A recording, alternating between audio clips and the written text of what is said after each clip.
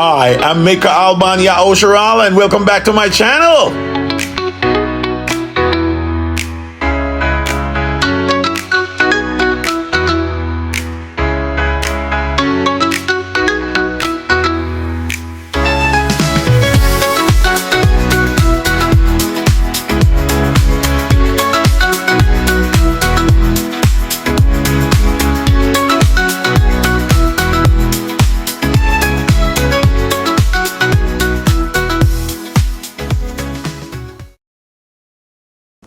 Hi, and thank you for watching this episode titled Inside the Chronicles. It's just our home, and I just wanted to show you a little bit of how we're living in the Philippines. Oh, I love living in the Philippines. If you are looking for a place to migrate, to start over, I'm telling you, Cebu Philippines is the place for you. Watch this episode. We're just hanging out just a day every day in the life, in our home here in the Philippines. Thank you.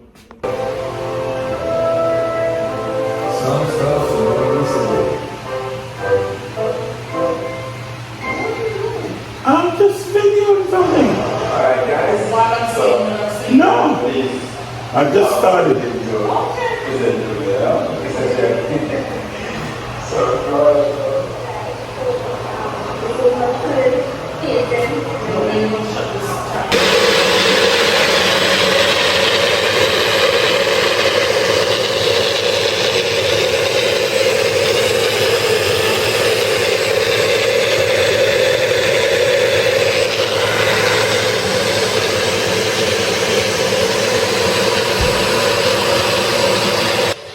So what's in my secret ingredient? Or what are the secret ingredient in my power drink? I don't like how you dress. So when it comes to do you really like me? He could have just went and found somebody else. You gotta be careful. Sometimes that man doesn't like you. He likes the idea of you. And so when it gets to a point where I have to change my personality, my voice, my core traits, let's not be compromised. That's the person who's control who I am. And the problem is when you meet a person like that, they are never going to be satisfied. So when you satisfy them in one moment, the target is going to keep on moving. Now I don't like this about you. Now I don't like this about you. You have to be careful when it comes to I have to abandon myself to satisfy you. Don't never put yourself in a situation because that is not that compromise. That is self-abandonment. Those two are different. Yeah, maybe you maybe you can say, okay, I'll keep my lashes and stuff, but I ain't wear the laces. All right, cool. But now we have to change everything about me. Do you really like me? Or is it just an idea? Or are you one of those people who get a high off of being in trouble? You're that beautiful lady right there. She finished? For the first time in... Oh wait, I can't say that. I can't say that. No, I'm gonna not talk to you. Oh, okay. I'm just gonna talk to you. It's up kind of watching morning routine. That one go.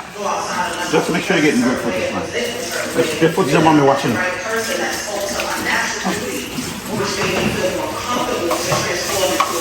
My brain. Get a footage of me right here. It's your...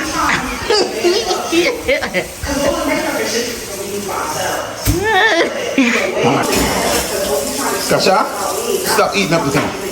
Well, she look more... Sometimes they want you to know that you don't need. It's not always about trying to control you. Now little man is over here staring at me. You want one too? Come here. Oh, wait.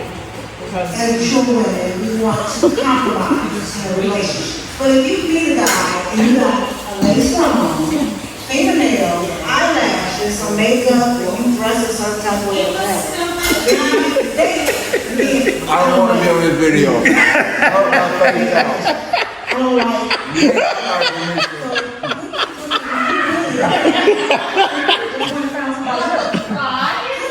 You gotta be careful. Sometimes that man doesn't like you. He likes the idea of it. And so when it gets to a point where I have to change my personality, that's not me compromised. That's a person who's Just for you. But I mean, if you meet someone Having fruits in my home. Look at that crazy one. Just like her dad. Having fruits in the house feels to me like prosperity, longevity. After all, it's the first food that the Creator Yahweh gave to man to eat. So when I have fruits, I just feel rich.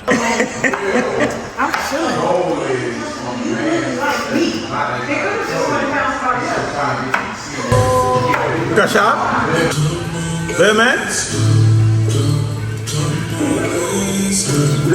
See what guys out there doing? What you guys out there doing?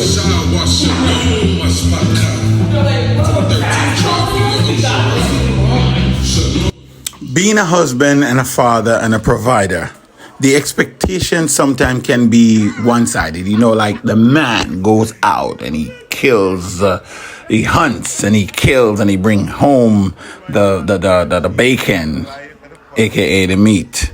And, you know, the woman stays home and take care of the house and wash the dishes and cook and clean and do all that kind of stuff. And the stigmatism today is that in the ancient times, that's how it was.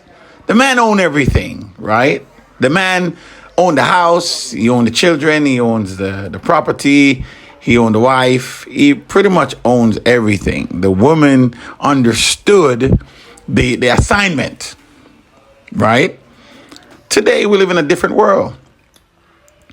A world that has evolved, where the woman owns things. The woman owned the house. The woman owned the property. The woman bringing the bacon, aka the meat.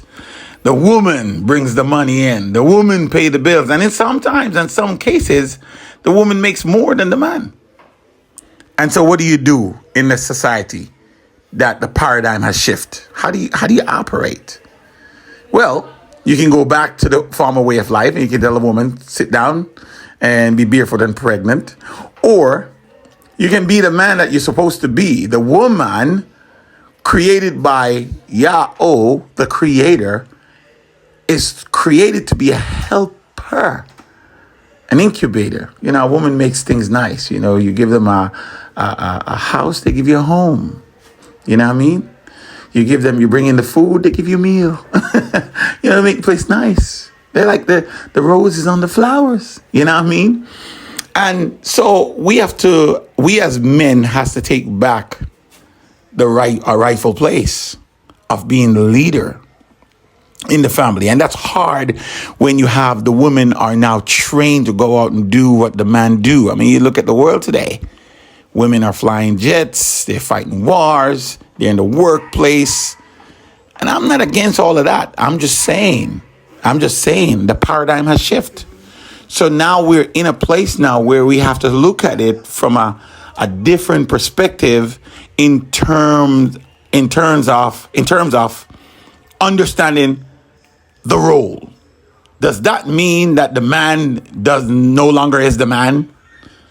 And the woman get to say and the woman leads? No, that's not what I mean. I mean, if you look at how the Creator set the setup, you know, the moon cannot outshine the sun. It can't. The moon was made to reflect the sun's light. The woman was made to reflect the man. He cannot be the man without the woman. You know, when the Creator created the male, he created also the female. He called them men, right? Together, we're men, right? It's the man that named the woman and says woman, because she was taken out of the womb of man. So when you understand the paradigm and you understand the setup, you can function. Because here's the thing, you know, in the workplace, you have the woman who's CEO. She's married. She runs the workforce. Or in the church, you have the woman who is the pastor. She's the big top dog. How do you shift that paradigm when you go home? You run in the church. You're the pastor of the church. You're the head mistress or head person in the church as a woman. How do you shift the paradigm when you go home? You're the CEO at work. Are you the CEO at home? So all of these things has to be understood. All of these things has to be understood from the perspective of that individual family. You know, I can easily be a stay-at-home dad. I have no issues with it. And why? Because I know how to do domestic work. I do very well. So now, if I'm in a family where my wife is making more money than me, and she asks me, say, honey, how about you staying home since I'm making more money? How about you staying home and take care of the kids and do the housework and all this stuff? And I go out there and make the money. How do you feel about that? I know some man would be like, oh, no. I'll be like, no problem. As long as you understand what that looks like. What does that look like in your mind now that you make all the money and you're bringing home the money? What does that look like? How do we operate? Right?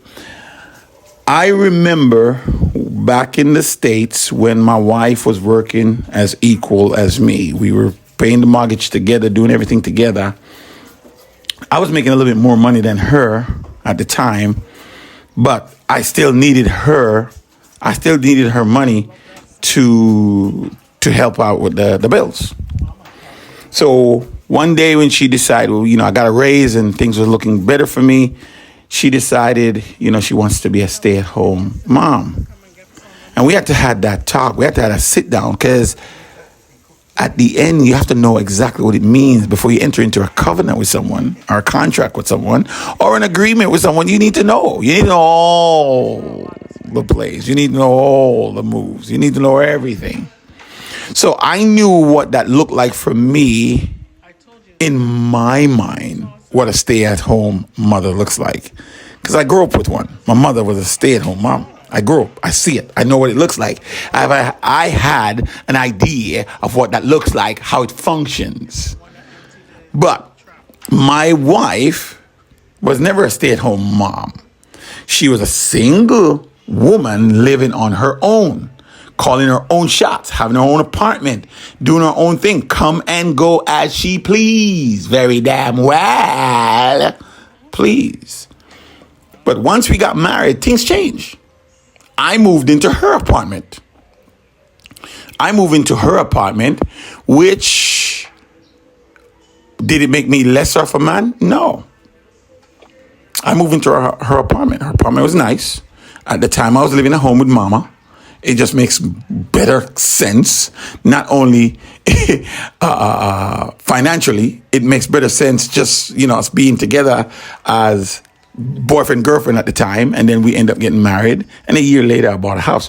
But what I'm trying to say is this, is that we have to look at what it really looks like. What does it look like for her? Because I needed to know, what is your idea of a stay-at-home mom? What does that look like for you? And so once we sat down and we iron out all what that is, then I can agree or disagree to that proposal. We iron it out. I said, this is what it looks like. And for me, if you are a domestic engineer, a stay-at-home mom, it means that you got the house. You got the house in check. I'm not coming home to do anything in the house at all. At all. I may take out the garbage. And the reason why I say I may is because we got children. I got children. You know what I mean? So I may take out the garbage. But if you're going to be a domestic engineer, it means you got it. This is your responsibility. Right? We had that understanding. And I wanted to put that out there because I wanted to make that clear, to make her have the understanding that this is now your job, your responsibility. My job is to go out there and provide, right? Of course, fixtures and all that kind of stuff, you know, man stuff in the house. I do that stuff. But we had to have that understanding. Now, if the roles were reversed, what do you think I would be doing? If the roles were reversed, what do you think I would be doing? That was my responsibility. It is my responsibility to take care of the house. And since I'm the man and I can fix things and do everything, I do everything. I wouldn't expect her to do anything. And there was one point when she was working and I come home from work, I used to get home earlier than her. I didn't expect her to come home and cook. I did all the cooking because I can cook. And I used to put her lunch in the refrigerator for her to take this to work. I did it all, man, because I understand a relationship, a partnership. It's a partnership, and so once you understand the partnership, and guess what? In this partnership, I was the hierarchy, regardless of my role, regardless of what I play, regardless of my status financially. I am the hierarchy. You get where I come from? You get my drift? I'm the man. That's never going to change. I have the balls. That's never going to change. Right? I'm the sun. That's never going to change. And you cannot shine brighter than me, no matter how much money you make, no matter how much education you have. I understand my role as a man. And so once we establish that, regardless, I'm the husband. And if you look up the word husband, it's one who is good with his hands. Look up the word. When you study etymology, you start learning new things, you know what I mean? So anyway, I just wanted to share that with my viewers, that you and your spouse or you and your household can come to an agreement, and that can work for you. And stop looking at what worked for others, because what worked for others doesn't necessarily work for you. Take what worked for others, bring it into your fold, dissect it, chop it up, use what is beneficial, throw away that which is not beneficial, and make it yours. Trust me. You do that, I'm telling you, that is how you function. It's been 26 years. And I'm looking for the next 26 years, what that's going to look like for me and her.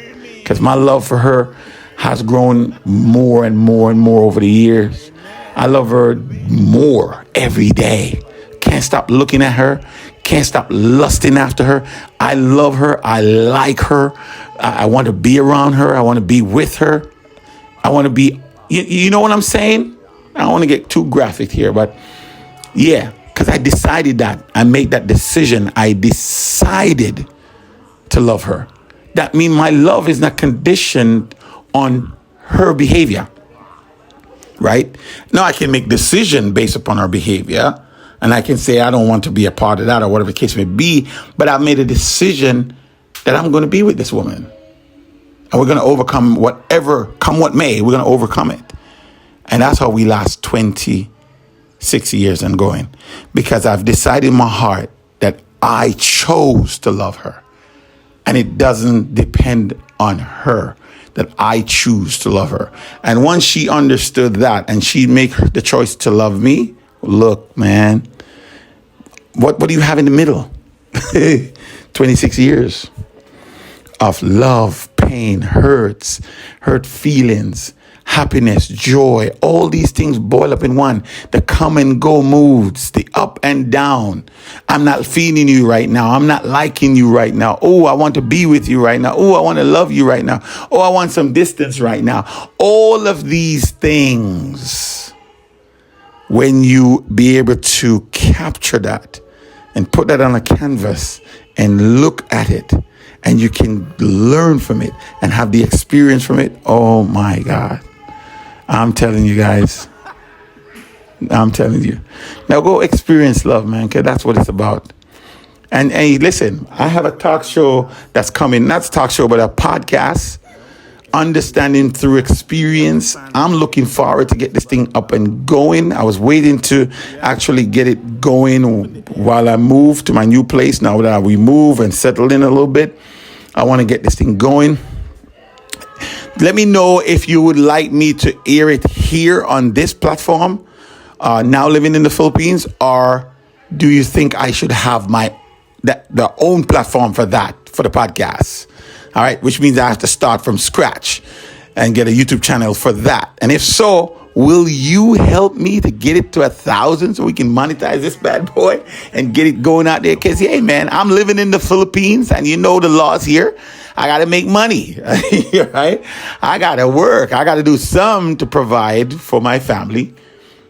You know, I don't just want to sit down and live off my retirement. I want to do something that brings income. But more than income, I want to bring something that brings value to those who are listening and hearing. And that's where you come. And I got 55 years of experience that I want to share with you guys. All right. So do me a favor. In the comment section, let me know what you think. Should I have my own YouTube channel for my podcast? I'm working on the website right now, and definitely getting the mailing list. So let me know in the comment section.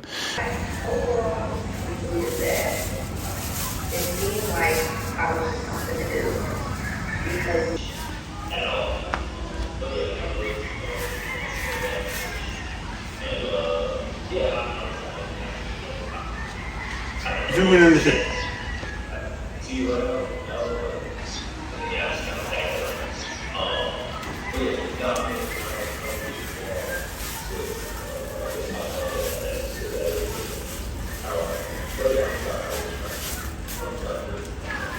Some behind you.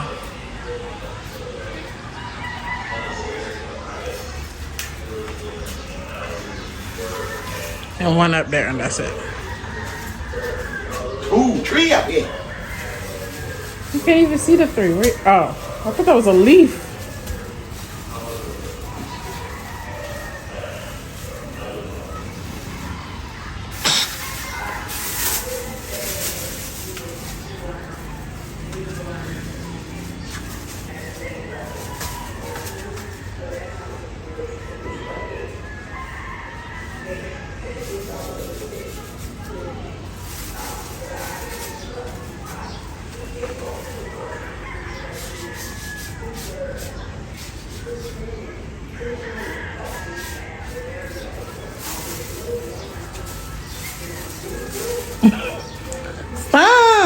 Fine.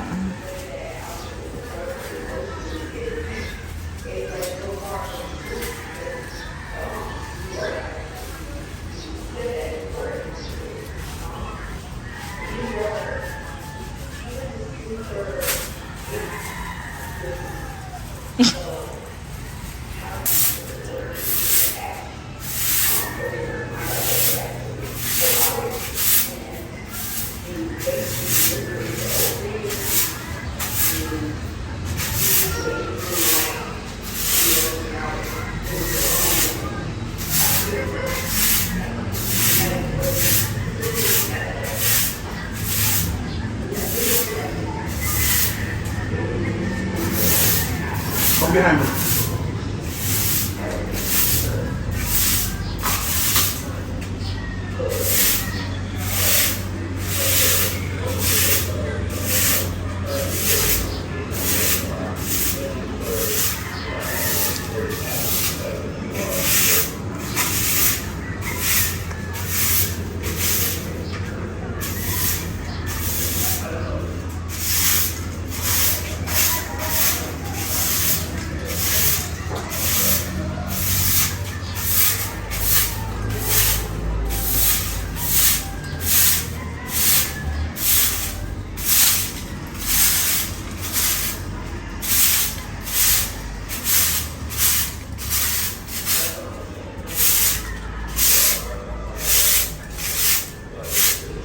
Come straight up here. As a man, I know sometimes we men, we go out work, the women stay home, or sometimes the women goes out and they work as hard as us. And in most cases, a lot of women help out with the rent, the mortgage, the light bill, the gas bill, etc., food. And we as men sometimes, some of us men, we expect the woman to do all of that, go out in the workforce, do all of that, and come home and still cook, still wash, still clean, still do all the things that a so-called woman supposed to do in the house. And the man gets to go do the same thing, come home, chill, watch TV, drink a beer, and then later on want to have sex. It is our responsibility as men to lead. You know, I'm glad that my mom taught me everything I need to know. You know, like I can survive without the help of a woman. And what I mean by, I can't live without a woman. Don't get me wrong now. I'm never independent of a woman. I need my woman.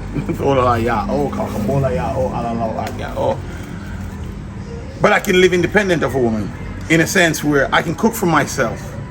I can wash, I can clean, I can sweep, I can iron, I can go to the laundry, I can do it all. I can do housework, all of it, and do it excellent. Because I was taught at a young age. I watched my mom. My mother was a stay-at-home domestic engineer. My mother was a domestic engineer. I saw her, and I'm the baby. I am the baby, so I was there to see it more than my other brothers. That's why I do it better than all my brothers, because I learned from my mom. And I tell you, that's why I come in here and living in the Philippines. It's simple for me to live here because it kind of reminds me of living in Jamaica, even though I only spent 17 years of my life in Jamaica. But the Philippines remind me of that, and I love living in the Philippines. So the only difference in the Philippines and Jamaica is that you don't see a lot of black. You don't see much black people. The country is different. Whereas Filipinos, Asians look more Asian. That Jamaica is more black, right? But it's the same kind of lifestyle. The same way we live in Jamaica is pretty much the same way we live in the Philippines. So if you're Jamaican and you're looking for a place to stay, you're looking for a place to live, to change your life, I'm telling you, man, come to the Philippines. The dollar is much better here. No joke. The exchange rate is much better here. It's much cheaper here to live. I'm telling you, you're surrounded by islands, you're by water. It's beautiful, man. 7,460 or 7,640 islands. Come on, man. I mean, there's so much to do here. Great place for retirement, great place for family, great place for a structure where you can actually build. If you are living in the Americas, I'm telling you, it's time to get out. Come on, man. Look at the signs at a time. Look at the time. Look at what's happening. It's just a matter of time, especially if you're OMPP. OMPP actually only Middle Passage people. If you can trace your lineage through the transatlantic slave trade, especially you need to flee that country. The Creator says, come out of her, my people. Right? Come out of her that you may what? Not partake in her plague and in her sins. Yahweh is going to destroy that place. And it's going to be an internal warfare in that place. It's going to be very bad. You're not going to be able to get out when you want to get out. Now is the time. Get your goddamn passport. Get about $5,000-$10,000 if you can. Or if you have your retirement, get out of America. And I know a lot of people are looking to go to Africa, or they're looking to go to different places. I'm telling you, if you want to truly be safe, this is the place that you need to be. Because Africa, look what's happening to Africa right now. They are actually having this sort of kind of like a apartheid all over again. Only that it's black Africans are treating foreigners in certain areas in Africa like they are the enemy of the state. And if you look at our history, I know you want to run back to the motherland. Marcus Garvey from Jamaica trying to take you back to the motherland, but they don't really look at the history. Africans is who sold us into slavery. It's in the history books. You know what I mean? So why would you want to go back to a place who actually sold you? You think they sold their own people? They sold you into slavery. Go check out The Ravenous Bird, man. I'm telling you, Brought by Ships. Go watch Brought by Ships, and you're going to see it. The history is there. He's going to break down everything for you, and you will be able to see that. So that's all I got to say. But anyway, listen, thank you for joining. Thank you for watching my video. I appreciate you. A lot of you have not subscribed. The numbers are really high. You're watching, but you have not subscribed. We need your help. Help us get to 10,000, right? We need to get to 10,000 subscribers, and then, hopefully just shoot up to 100,000, because I want this information to go out. And I'm telling you, there will come a time when you're going to seek out my page, because you're going to be saying, I heard this guy, Maker Alban Aaron, been saying this forever, and you're going to be seeking out my page. So you be the first to seek out so we can give you these contents. Right now, my goal is to really show you how we're living here in the Philippines. And I just want to show you every aspect of my life, all right? So that you can actually see it, that you can see what it's like for a black man in this country and how we're living here and how we're getting along. So thanks again. Love you guys. Until next time. Shalom.